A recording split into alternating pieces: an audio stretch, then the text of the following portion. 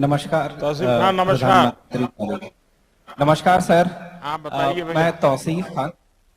Sir मैं तौसीफ खान, मैं पिछले 6 साल से इंदौर में एग्रीकल्चर में काम कर रहा हूँ और यहाँ पर हमारा प्राइम एक मोटिव है कि हम किसानों के साथ काम कर सकें और उनकी इनकम को दोगुना करने की कोशिश कर रहे हैं हम विभिन्न प्रकार से लास्ट 6 सालों से। आपका स्वयं का कोई किसानी बैकग्राउंड है क्या परिवार का, कि ऐसे ही आप एक अध्ययन करके नहीं सर, मेरे क्षेत्र पिताजी एक छोटे से प्रयागराज में एक छोटे से गांव से आते हैं और खेती से हम लोग का तब से जुड़ा हुआ है। मैंने एग्रीकल्चर में सर बीटेक किया है आईआईटी खड़गपुर से, फिर एग्री बिजनेस मैनेजमेंट में पढ़ाई की।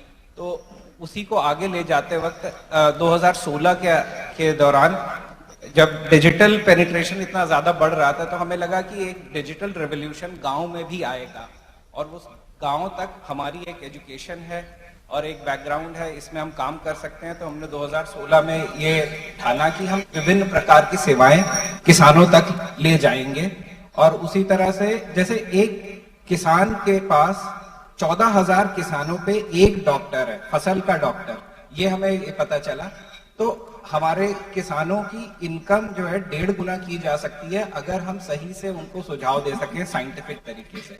उस पे हमने एक टेक्नोलॉजी बनाई और 14,000 आप समझिए तो एक एक करके हम किसान के पास नहीं जाएंगे, टेक्नोलॉजी ही एक माध्यम है।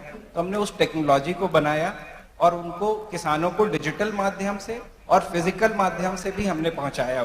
तो हमने करीब एमपी में 1,000 माइक्रो एंटरप्रेन्योर्स गांव में बनाए हैं जो उनके लिए टेक्नोलॉजी बनाई, वो अब किसानों से जुड़ते हैं ज्यादा से ज्यादा।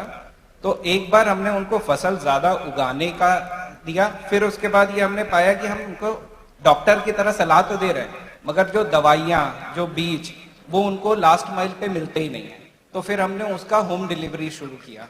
तो और फिर जब कोविड के दौरान ये हुआ कि किसान फसलों को बेच नहीं पा रहे हैं तो फिर हमने करीब 10,000 से ज्यादा व्यापारी, खुदरा व्यापारी, इंस्टीट्यूशनल प्रोसेसर्स उसी डिजिटल प्लेटफॉर्म पर हम लेकर आए पिछले 1.5 सालों में।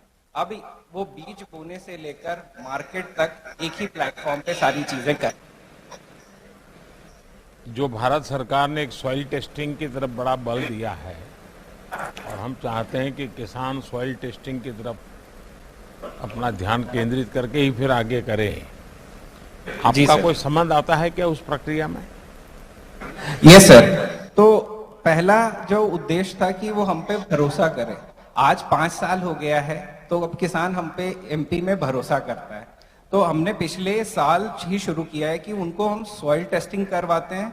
और सॉइल टेस्टिंग हमने ये देखा कि सर सॉइल टेस्टिंग तो हो जाती है मगर फसल के अनुसार कौन सा फर्टिलाइजर डालना है वो उनको पता नहीं चल पाता है। तो हमने उनको एक स्टेज और आगे लेकर गए कि उनका डेटा के अनुसार एक बटन पे क्लिक पे हम उनको रिपोर्ट पूरी जनरेट करते हैं डिजिटल माध्यम से, व्हाट्सएप पे और इस तरह के माध्यम से हम सॉइल टेस्टिंग भी हजारों किसानों के साथ कर रहे हैं। अभी हमने मार्च में ये अभियान शुरू किया था और मार्च से अभी तक करीब 10,000 किसानों की सॉइल टेस्टिंग हम ऑलरेडी कर चुके हैं सर।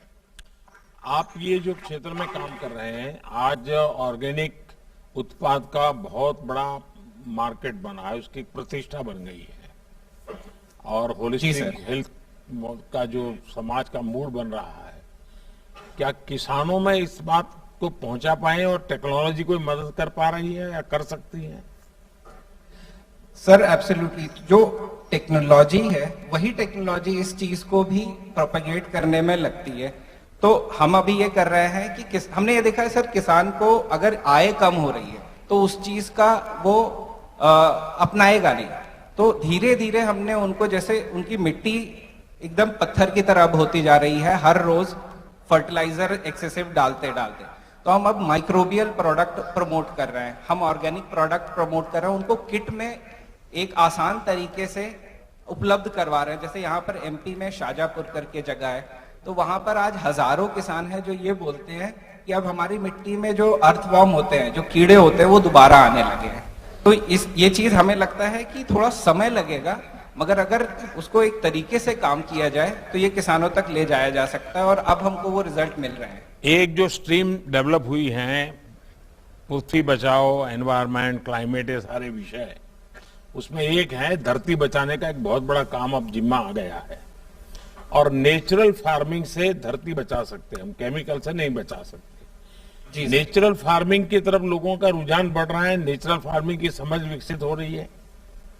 सर, एक तरह से हम देखें कि जैसे ही देश डेवलपमेंट की तरफ जा रहा है, डेवलपिंग से डेवलप्ड नेशन, तो न्यूट्रिशनल रिक्वायरमेंट लोगों को ज्यादा लगती है। तो किसान भी आज ये समझता है और वो भी ये हमसे पूछते हैं कि कैसे किनुआ जैसी खेती कर सकें या कैसे हम नेचुरल फार्मिंग कर सकें मगर हमारा उत्पादन ना कम। तो वो हम नए नए तकनीक और नए नए प्रोडक्ट्स हिंदुस्तान में ही नहीं बाहर भी अब बन रहे हैं जो नेचुरल फार्मिंग तक प्रमोट कर सके। जैसे यूरोप को पूरा केमिकल फ्री करने का जो है हो गया है, तो वही सारी चीजें अब यहाँ पे भी आ रही हैं।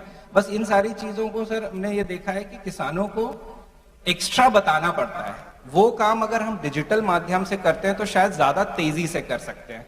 तो यस, मुझे लगता है कि सर इस चीज का अगले 4 से 5 साल में और तेजी से ये बढ़ेगा। देखिए, इंदौर ने स्वच्छता के अभियान में देश को एक बड़ा ही उदाहरण रूप काम करके दिखाया है। क्या इंदौर जिले के किसान केमिकल मुक्त खेती, प्राकृतिक खेती, अगर आप इस दिशा में हैं, आपका स्टार्टअप है और मुख्यमंत्री जी बैठे हैं, अगर इंदौर जिले के किसान इस एक दिमाग में ले लें कि भाई हाँ हमको ये करना है, तो मैं समझता हूँ एक बहुत बड़ा मॉडल इंदौर शहर स्वच्छता के लिए और इंदौर जिला प्राकृतिक खेती के लिए एक मॉडल बन सकता है। तो आप तो किसानों के साथ रोजमर्रा व्यापार चल रहा है, आपका स्टार्टअप चल रहा है, उनसे नाता रहा है, तो आप भी इस बात को उन तक पहुंचाइए। सर डेफिनेटली हम सरकार के साथ यहाँ पर काम कर सकते हैं इस चीज पे, और इसको सही से कैसे किया जाए वो हम प्रोपेगेट कर सकते हैं। तो मुझे ऐसा लगता है अगर ये इसकी शुरुआत तेजी से की जाए, जैसे एक स्टार्टअप नीति हम 4 महीने में लेकर आ गए हैं, उसी तरह से अगर इस चीज पे भी उसी मुहिम की तरह से हम काम कर रहे हैं तो हम आगे बढ़कर काम करने के लिए इसमें जो है सर। चलिए, बहुत बहुत शुभकामनाएं आपको। धन्यवाद जी। Thank you sir. धन्यवाद सर। धन्यवाद।